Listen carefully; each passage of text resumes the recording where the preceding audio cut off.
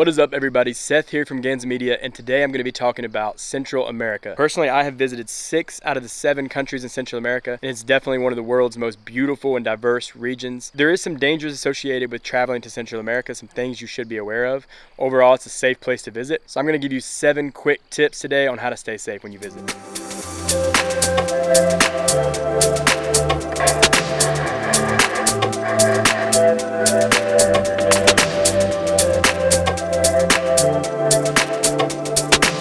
The 7 countries of Central America are Belize, Guatemala, El Salvador, Honduras, Nicaragua, Costa Rica, and Panama. And Panama is the only one I've not visited. Some of them I've spent a ton of time in and some I've just briefly visited. First tip is do not take a gringo's word for this. I know I'm the one giving you advice based on my experiences, but my #1 recommendation is definitely talk to people who are actually from the countries you're visiting, like whether it be someone that works behind the desk at your hotel or your server at a restaurant or someone you know personally from there. Actually talk to them about what's really going on currently, like what areas are safe, what areas to avoid, and things like that. So use from my advice what you will and learn from it what you will, but definitely do your own research. Just because I've personally visited Central America and spent a lot of time there doesn't necessarily make me an expert on all 7 countries, because things change a lot. Obviously, if you want to plan before your trip, you can also join Facebook groups. Every country in Central America definitely has expat groups and travel related groups that you can join on Facebook and also get up-to-date information before your trip. You can get on there and ask questions. That's been a huge thing that I've personally used when it comes to planning a trip in regards to safety and just things to do, cheap areas, all that. So definitely utilize Facebook. Travel experts from all over the world are on these groups and they're all sharing information. Even though Facebook itself is kind of a dying platform, I still push that because it's still a great and underrated platform for travel planning. #2, let's talk about transportation. Now, in my opinion, and this is kind of a controversial opinion, but I think renting a car or driving a car is personally the safest way to experience Central America. Yes, there are some things that make that unsafe as well, like driving at night can be a problem. You have speed bumps that are sort of hard to see. They're not very well marked. That can kind of mess your car up. You can have livestock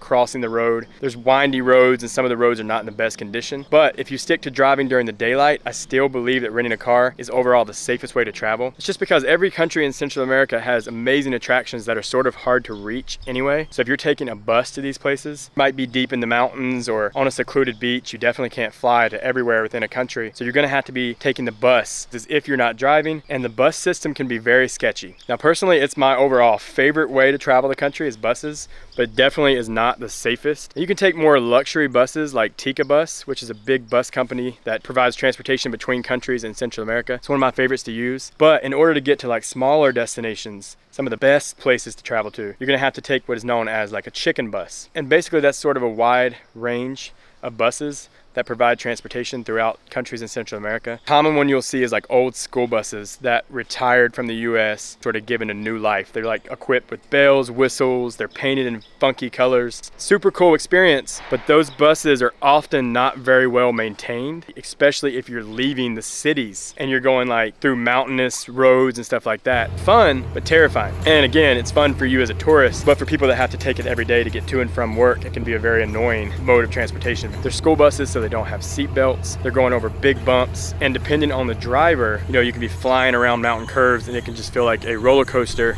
without a track.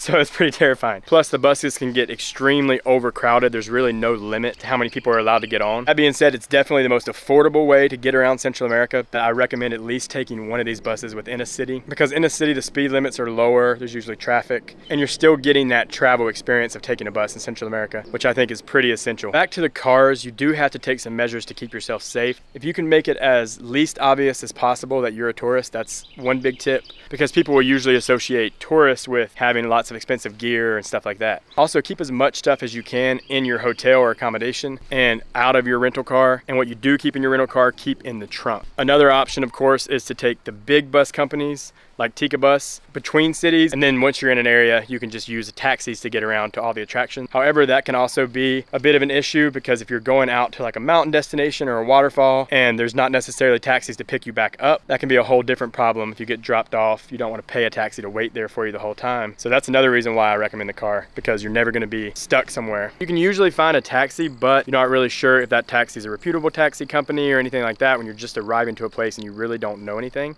When it comes to taking taxis, I personally think it's pretty safe. Uber is a bit of a safer option if the city you're at does have Uber, which can be kind of hit or miss. If you are going to take the taxis, you can usually research a little bit about what taxi companies are legit or what the legit city taxis will look like. But beyond that, the best thing you can do is have like the restaurant you're eating at or a person at your hotel call you a taxi, because there are a lot of what is known as pirate taxis in Central America, which is pretty much just a taxi that's just owned by someone random or a random company that isn't necessarily legit. It can even just be someone with a car that's basically saying, taxi, taxi, where are you trying to go? Personally, I've used them. Not something I would recommend just because you really don't know exactly who you're getting in the car with. So in a tight spot, that can be an option, but it's just try to avoid being in that position to begin with.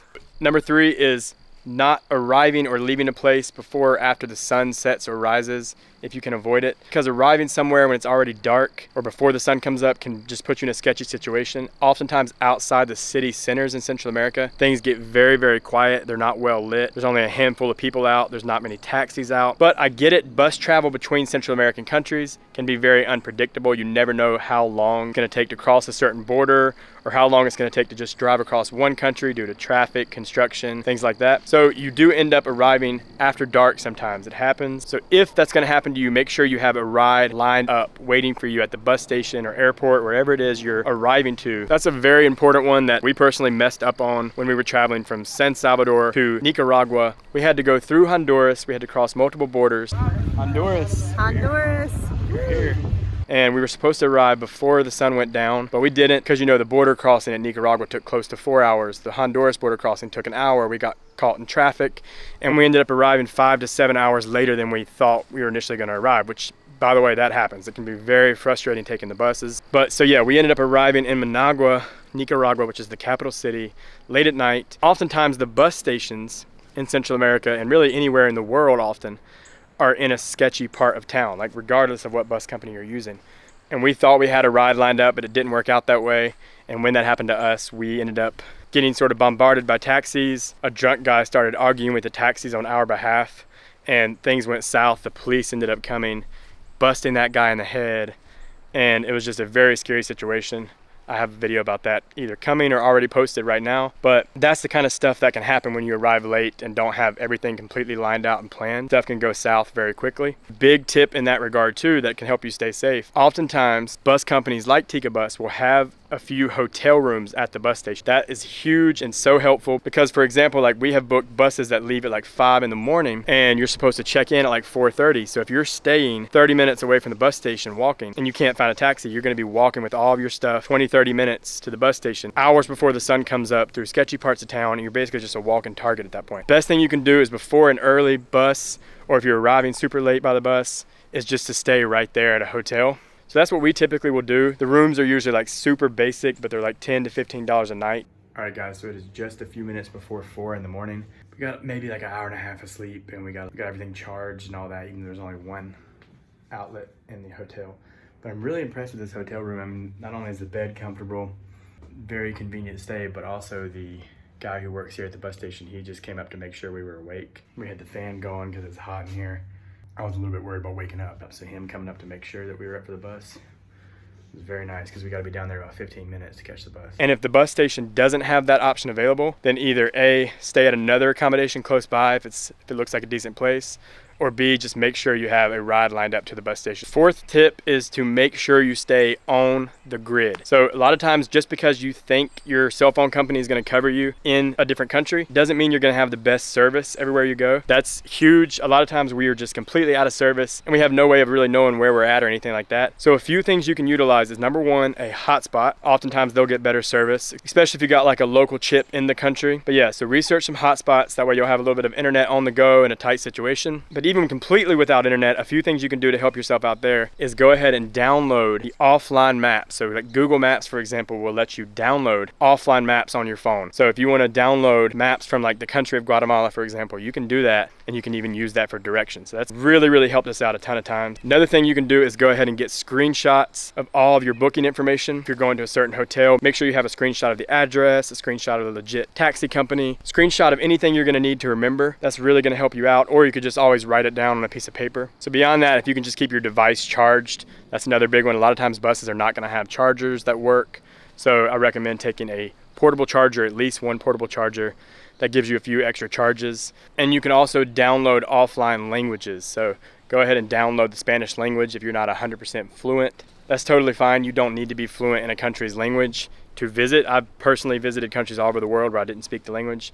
I do recommend obviously just learning as much of it as you can before your trip. That way you can initiate conversations and sort of know what's going on. I also recommend just learning every 10th number in a language. That way when a price is getting pitched to you or a certain time, you know what's being said. You have a general idea of what's being said. So if you learn how to count 1 through 10 in a language, and then you go ahead and learn every 10th, then that'll give you a general idea of what's being said to you. Another big one with staying on the grid is being traceable. So a lot of times when you're traveling through Central America, you might be just hopping on a bus and there's absolutely no paper trail to you at all. A few times when I would just sort of get caught up in my travels, I would start thinking how many days ago am I traceable to? What was the last time I used my credit card or debit card, to where if I went missing right now, if I broke a bone on a hike or something like that, I'm stuck out in a jungle or swept away in the ocean or something like that, what is the last time where someone would even know where to look for me? So you could always share your device's locations with someone you trust back home. Just try to have a bit more of a paper trail. Either post a story on Instagram,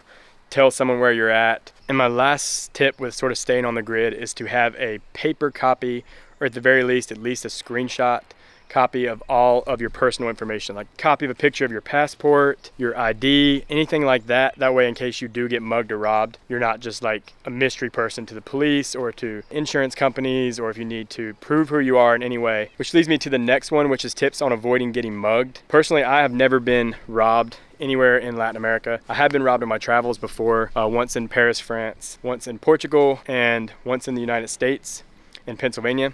Nothing against those places. It can happen anywhere. It does happen everywhere. And I'm just throwing that out there to show you this is not exclusive to Central America. I'm just covering this because obviously people do get mugged and robbed. And of course, there's the things that we should pretty much all know that anywhere in the world make it more likely for you to become a victim of a crime.